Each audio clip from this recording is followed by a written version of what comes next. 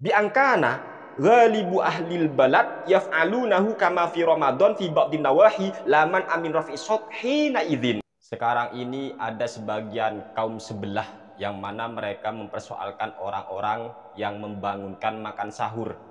Kata kelompok sebelah itu atau Wahabi diantaranya di channel Cahaya Hidayah yang selalu nyerocos tanpa dalil itu teman-teman.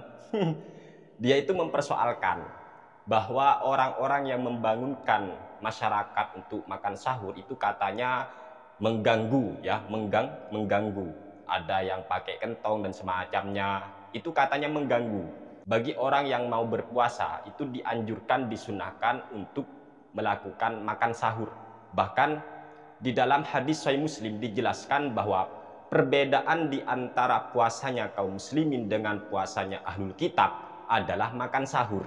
Tentunya orang-orang yang mana pada saat mereka itu membangunkan masyarakat untuk makan sahur berarti telah menolong dan membantu masyarakat untuk melaksanakan sunnah Rasulullah Shallallahu Alaihi Wasallam. Sebab lil wasail hukmul maqasid. Kalau di masyarakat kami tidak ada yang merasa terganggu dengan orang-orang yang pada saat itu membangunkan masyarakat untuk makan sahur. Tidak ada yang merasa terganggu, kecuali nanti Anda membangunkan makan sahur jam 10 ya baru. Tetapi persoalannya bukan terletak pada membangunkan, tetapi pada saat apa dia membangunkan. Begitu teman-teman. Seharusnya cahaya hidayah itu kalau memang mau menjadi cahaya hidayah, bukan cahaya redup ya. Itu harus mengkaji bahwa setiap desa, setiap kota, setiap wilayah itu berbeda adat istiadatnya. Selama adat itu tidak bertentangan dengan hukum Islam, maka sampean jangan mengharam-haramkan, jangan melarang, jangan keberatan. Lagi pula masyarakat itu ketika memang merasa terganggu, pasti dia akan keluar dari rumahnya untuk menegur. Lah buktinya masyarakat ketika diam maka berarti menunjukkan ya monggo, boleh-boleh saja. As-sukut yadul ala na'am. Kan begitu. Nah, kalau untuk masalah ibarat atau dalil, ini sebenarnya para Wahabi itu saya rasa mereka tidak butuh dalil. Karena mereka itu ketika menghukumi sesuatu menggunakan perasaan. Sehingga ketika mereka sudah tidak cocok maka dianggap atau dituduh bid'ah, bla bla bla dan semacamnya lah. Padahal itu semua ada dasarnya. Yang pertama, makan sahur itu sunnah Rasulullah Shallallahu Alaihi Wasallam. Kemudian ketika ada orang yang berusaha membangunkan atau membantu masyarakat, membangunkan masyarakat untuk makan sahur, berarti orang-orang tersebut telah menolong orang-orang muslim untuk melaksanakan sunnah Rasulullah Shallallahu Alaihi Wasallam, yaitu berupa makan sahur. Dan di sini kami akan membacakan sebuah kitab ya. Terpaksa kami buka lagi ini teman-teman. Ini masih baru punya kami, dapat baru lagi ya, alhamdulillah. Di sini ada dalam Kitabul Fiqih alal Madzahibil Arba'ah. Ini Kitabul Fiqih alal Madzahibil Arba'ah karya daripada Asy-Syaikh Abdurrahman Al-Jaziri. Silakan cek pada juz pertama punya kami terbitan Darul Kutub Al-Ilmiyah. Silakan monggo bagi yang punya lihat dalam halaman 296 masalah as-sholatu ala nabi qabla al-adzan wa tasabih qablahu bil-lail. Kemudian di sini dijelaskan ammat tasabih wal istighatsatu bil-laili qabla al-adzan faminhum man qala innaha la tajuzu li'anna fiha idza'an lin-na'imin alladzina lam yukallifhumullah. Sedangkan membaca tasbih ataupun istighatsah yang kita kenal adalah pembacaan tarhim. Tarhim sebelum sholat subuh. Di tengah malam itu kan kadang disetel tarhim teman-teman ya. Billail di tengah malam, qoblal adzan sebelum adzan sholat subuh disetel tarhim atau dibacakan tarhim sebelum adzan sholat subuh. Faminhum mangkola, memang ada sebagian ulama yang berkata innaha la tajuzu, hal itu tidak boleh, haram, tarhim itu haram. Ini sebagian ulama, ingat, tidak semua ulama mengharamkan, hanya sebagian ulama. Faminhum mangkola innaha la tajuzu. Alasan ulama yang mengatakan haramnya tarhim ini apa? Li'anna fiha idza'an lin-na'imin alladzina lam yukallifhumullahu. Alasan ulama yang mengharamkan pembacaan istighatsah dan semacamnya atau tarhim yang kita kenal sebelum adzan sholat subuh itu adalah sebab pembacaan tarhim atau istighatsah ataupun tasbih ketika tengah malam sebelum masuk waktu sholat subuh atau sebelum azan subuh itu mengganggu, menyakiti orang tidur. Yang mana orang tidur sebelum sholat subuh tiba, sebelum waktunya subuh tiba, itu belum ditaklif oleh Allah untuk melaksanakan sholat. Kok kamu ganggu-ganggu dengan membangunkan pakai tarhim? Maka diharamkan oleh ulama. Ini teman-teman ya. Jadi ada ulama yang mengharamkan tarhim. Memang ada. Alasannya tadi, sebab orang yang tidur sebelum masuk waktu sholat subuh, kan memang mereka tidak wajib sholat subuh. Sebab memang belum subuh. Kok malah dibangunkan? Berarti itu mengganggu orang tidur. Ini alasan ulama yang mengharamkan. Tetapi ingat, wa minhum man qala innaha tajuzu lima fi minat tambihi.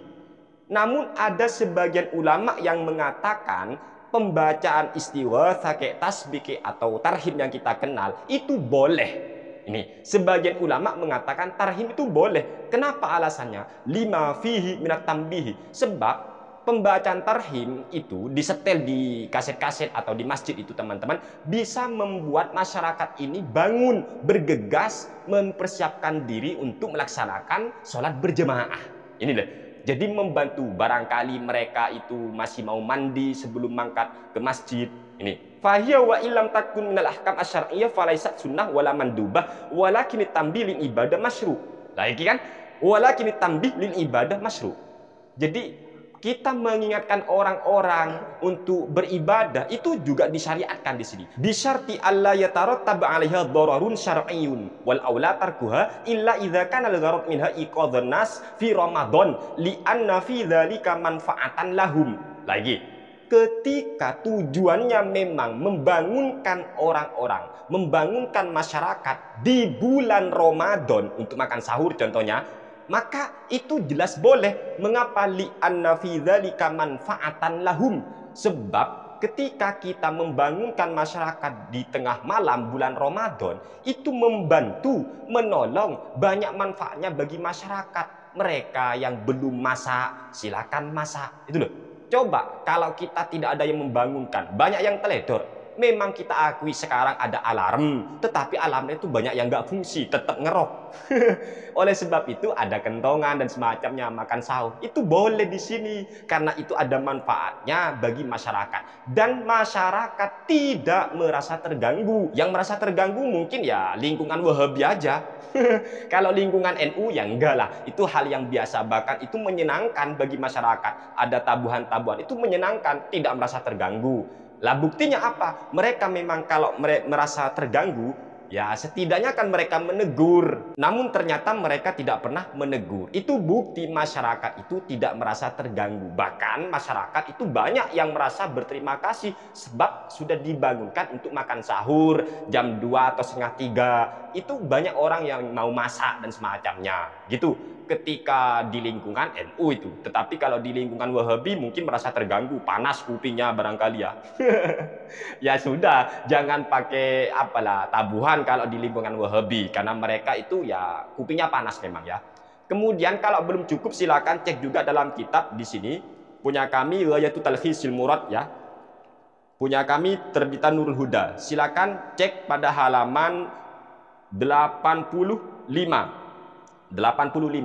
Di sini dijelaskan bahwasanya contoh ya, biangkana ghalibu ahlil balad yaf'alunahu kama fi Ramadan fi ba'din nawahi laman amin rafi shot hina idzin. Lagi, apabila pada umumnya di sebagian wilayah itu memang melakukan hal-hal yang semacam itu di sini ya, kama fi Ramadan fi ba'din nawahi, sebagaimana di bulan Ramadan di sebagian wilayah atau desa kek dan semacamnya, laman amin rafi shauti hina idzin, maka tidak ada larangan untuk menyaringkan suara pada saat itu, sahur karena memang tradisinya seperti itu.